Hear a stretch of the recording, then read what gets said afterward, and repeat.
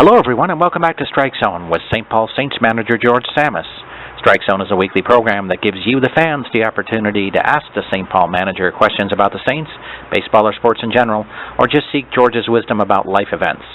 In this week's episode, George talks to us about the additions of Mitch Delfino and Kes Carter. He tells us his thoughts if Matt Ryan is really a better quarterback than Aaron Rodgers right now. And George talks a little bit about the blacklist with us. So let's get right to Strike Zone. So let's welcome back Manager George Tsamis. George, do you have team updates you'd like to provide for us? That's a good question. I don't remember the last updates we had. Do we have any new players since we last talked? I added Mitch Delfino with yes. one. Okay. Yes, I did not remember that. I did not remember if that was on the last show. Yeah, Mitch Delfino. Yes, he's done a good job so far. Swings about well. Can play first. Can play third. Can play second. So he's off to a good start for us. He's a good kid too, and we've also added right-handed pitcher Jason Hopp, who he's been an A-ball last year. Good fastball, throws about 90, 92 miles per hour, and we got him into a game the other day, and he did well. So those are the two as of right now that I remember that we've done in the last week. It's been a busy period.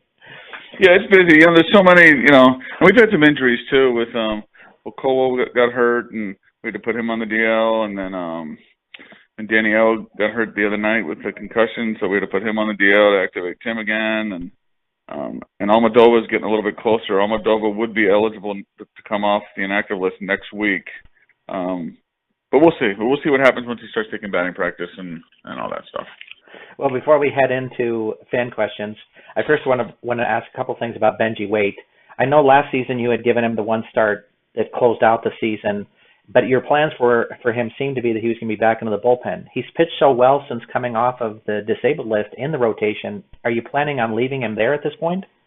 Yes, the plan will be to leave him in the rotation. He's done a good job too, and he's just a couple of errors here and there cost him a couple of games here, but he's thrown the ball real well, and and he'll be one of the starters now.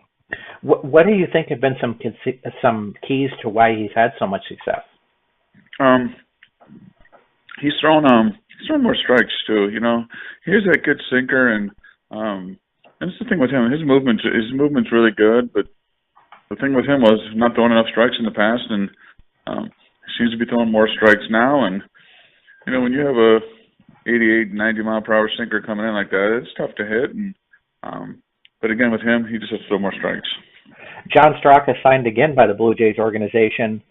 Robert Coe is hurt right now. Is that what I was understanding? No, Coe's active. He's pitched twice out of the bullpen, and Robert Coe, he will slide into the Straka spot in the rotation, and Robert Coe will start Friday night at home here against Fargo. Well, that'd be nice to have him back in the rotation for you, I would think. Yeah, he looked good in his relief appearances the other day. I mean, he did hit. He was right around 90 miles per hour. So hopefully he can give us some good starts, because with the pitching, the starting pitching, Hamburgers look great, Benders look great, but the rest of the spots, it's just one day they're really good and one day they're really bad. So we just need to be a little more consistent with the rotation, and hopefully Coe can give us some good starts now. Two guys that you picked up recently, Mitch Delfino and Kes Carter, have really performed well for you, but they were struggling earlier on in the season. Is this something when they came to the team that you had noticed and you were able to correct, or it's just a new place and kind of getting a fresh start?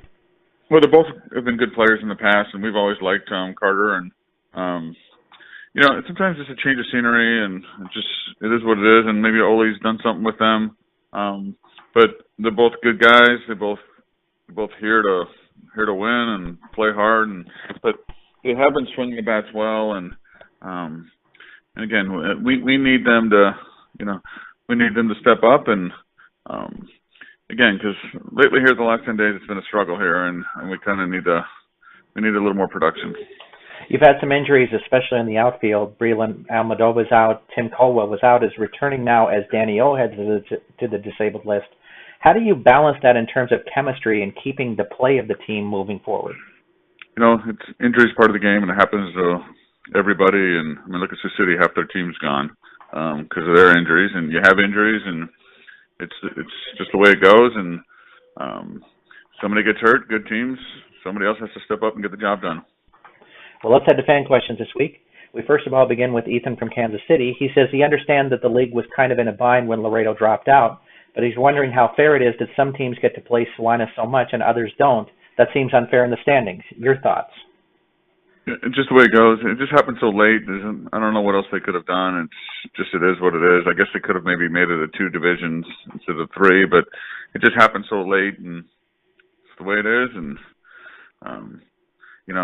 and people keep saying and talking about Wichita that they play them. Well, you know what? Wichita goes out and wins their games, and they beat teams on their schedule, and they're a very, very good team. So Wichita didn't make the schedule. Wichita goes out and plays the teams that are on the schedule, and they beat most of them. So they're a really, really good team, and you can obviously see them in the playoffs. And that lineup we haven't even seen them yet, and you just know how dangerous their lineup is.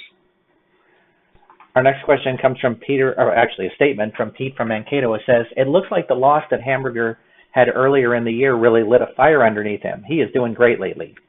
You know what? He has done well the last 6-7 starts. He's been out there just mowing people down, and he's thrown a little bit harder now. He's 90, 92, 93, and it's the typical Hamburger that we've seen here, and again, we need him. It's 9 wins already, before the halfway mark, and he can just keep throwing like that. Malcolm from Richfield asks, he says, is it tough to see your team lose twice to a guy that you released earlier in the year? You know what, Kramer Sneed, he's done a really good job. He pitched against us twice, and he's a really good guy too. And you're happy for him that he's doing well. And again, he pitched against us twice, did well both times. But in this league with player classification rules, it's just the way it goes. I mean, you can't have that many higher classification guys. And at the time that it happened, he just happened to be away at a wedding, and Eric Vogelin had quit that morning, so we were kind of short with pitchers, and so we needed that spot to activate Caleb Thielbar, and Thielbar is a high classification guy as well, and so basically you could only have one of the two between Thielbar and Kramer Sneed, and at the time that's what we did, and Caleb Thielbar has been outstanding. So it's just sometimes the classifications in this league, the high classification rules, just bum guys out. Pam from St. Paul asks, you've talked in other shows about how the stolen base seems to be a lost art. Do you think that the steroid era had something to do with that, as people wanted the long ball more? You know, I'm really not sure about that. Hey, the way I look at it, you're fast, you can steal, you steal. And, at times over the years, we haven't had any guys that can steal bases. The last couple of years, we've had a couple guys that can steal bases. And this year, we've had a couple guys that can steal bases, but they both got hurt. So it's, you'd like to have the speed, and I know we don't have too much of it. I think we are leading the league in home runs, but we're near the bottom in stolen bases. And if you have the guys that can steal, they're going to go. And if you don't, it's obviously a little bit tougher for that to happen. Next up is Michael from St. Paul. He says, as a manager in this league, is there a point where you know that it is time to start looking to next season? Well, you hope you're never put in that position, but you play as long as you can until you're still in it. And if, right before the trade deadline, if you're out of it, personally, to me, I think you're out of it. You make some deals, try to make your team better for the following season. And we've done that in the past. It's something you don't want to do, though. You never want to be in that position. You want to be the guy in the race trying to acquire some players. But you go at it as long as you can, as long as you're in it. And, it's a long season, and you have your highs and lows, but until you're eliminated, you just keep going. Lucas from Chanhassen would like to know, he says he was looking at Bennett Perry's stats in Lincoln, a 1.13 ERA, but just one win. Is that frustrating as a starter when you aren't getting any decisions and you're pitching so well? Yeah, it's I haven't even seen him pitch. We haven't seen Lincoln yet, and yeah, it is tough when you're pitching well like that, and they don't score. I mean, what can you do? It's the way it goes, and your job is to go out there and pitch the best you can, and the wins will come eventually, though. But yeah, that's something that it is frustrating for a pitcher. I hear people talk about how wins are, a kind of an overrated category. But for a starting pitcher, I would think that'd be a huge deal. Yeah, But you know what? With the wins, though, it's not just you. I mean, you can obviously you play a part of it, but guys got to make the plays behind you, and guys got to score some runs. Next up, we have Tom from Minneapolis. He said that Aaron Judge is ridiculously good. Why does he have to be a Yankee? You know what? He is something else. He's pretty impressive. What is he? I don't even know. He had 30 home runs at the All-Star break. That's impressive, and I like it that he's a Yankee. It's a perfect fit. Well, I thought you would have liked him better as a Twin. Yeah, that'd be nice too. But you know, they have some guys too that are pretty good. So it's but yeah, that Aaron Judge and Stanton from the Marlins, they're pretty similar. They're both huge and both can hit it a long way. So, but you like the Judge thing. You like having guys like that come into the picture. It's been a great story with him. Sheila from Eagan would like to know if you always vote for the American League in the All-Star game.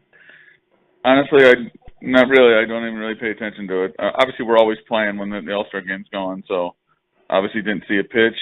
Saw this morning that the American League won, but I really, you know, don't have much interest in that. Harry from Crystal would like to know, he says he knows you don't spend a lot of time watching Major League Baseball, but who do you see as the World Series contenders now? You know, I guess before the season I picked the Cubs and the Red Sox. It doesn't look that way right now, but even though the Red Sox are playing better, you know, I guess at this point, what does it look like? I guess the Dodgers have been great, and Houston, I guess, is great. But again, we hardly see any of these games. I hardly watch any of them because we're always playing. But from what it looks like, Houston looks great. Dodgers look great. But then again, though, Boston is they're in first place now, so maybe that one will happen. But a lot of season left. Mike from Medina would like to know, he says, I saw that NFL.com put Matt Ryan ahead of Aaron Rodgers in terms of the best quarterbacks in the league. Really? You know, he had a great year, and he's something to watch. I agree, though, that I think Rodgers is a better quarterback. But I think we all know who the best quarterback is. Of course you do. Clark from Oakland would like to know, why aren't you a Raiders fan when you grew up in the Bay Area? Hey, you know, when I grew up there, when I grew up as a kid, I liked the Raiders. I liked the 49ers, and it's better when the Raiders are. It's better when they're good, and it means something. And so it's just too bad they're moving to Vegas. That doesn't sound right. The Oakland Raiders, that's been a big part of the NFL, and it's just too bad they couldn't stay there. I know Las Vegas Raiders doesn't just seem to flow as well. Yeah. Sean from Minneapolis asked, there are a lot of new strategies to improving your arm strength to add to a person's fastball. Do you have recommendations? You know what?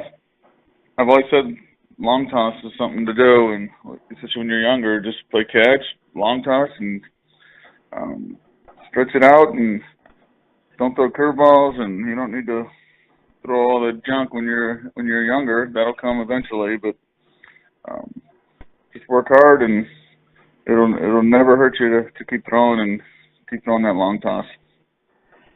Yeah, Tyler Kane in Wichita had talked to me about using a heavy ball, I guess, is to improve speed or something. I don't know how well that works. But yeah, some guys. Yeah, I don't know too much about that, but some guys do that, and Caleb does it. There's a few other guys that do that with the heavy balls, and it seems to be working. So there are a bunch of different things you can do, and but for the younger kids, though, to me, it's just throw a lot, throw a long toss, and stay away from throwing all those curveballs and sliders and whatever else they think they can throw at that age, which they can't. Isabel from Woodbury would like to know, what do you think of that show on Fox about a woman that reaches the major leagues? Yeah, honestly, I haven't seen it. I don't know the show, so I'm sorry. I don't have an answer for that one. Next is Jenny. She says, my mom says that I have to pay my 12-year-old son an allowance to do chores around the house. Isn't it valuable for him to just learn to do things out of pride for our home? Yeah, you know what? First of all, you don't have to pay him anything, but he does a good job. Reward him, and you know, it's okay to throw him a few bucks. That's all he deserves. Our last question. A few is good. You know, a few is good, but the better job he does, then you can give him a little more. Our last question this week comes from Andrea from South St. Paul. She says, where is the blacklist conversation? George, are you concerned that the show may not return? There hasn't seemed to have been an announcement about it yet. This is probably the most important question of the day. You know what? It's obviously the first 3 seasons were great. The last season wasn't as good, but looking forward to it when it comes out again, hopefully in the fall here. And I've heard nothing that it's getting canceled, and I doubt that would happen. So, so hopefully we'll see Raymond Reddington pretty soon. Well, I know that fans will be happy to hear that you're.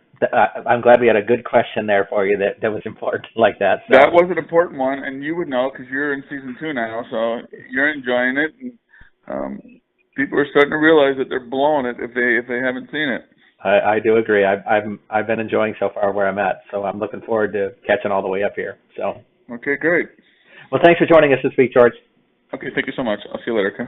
We want to thank Manager George Tsamis for joining us on Strike Zone this week. If you have your own questions you'd like to ask the St. Paul Saints manager, please send them to us at AskGeorge@minorleaguesportsreport.com. That's AskGeorge@minorleaguesportsreport.com. Please have your questions to us by Saturday evening so we can give the skipper a little time to review them before we record the show. I'm Rob Pannier, the managing editor of the Minor League Sports Report, and we'll see you next time on Strike Zone.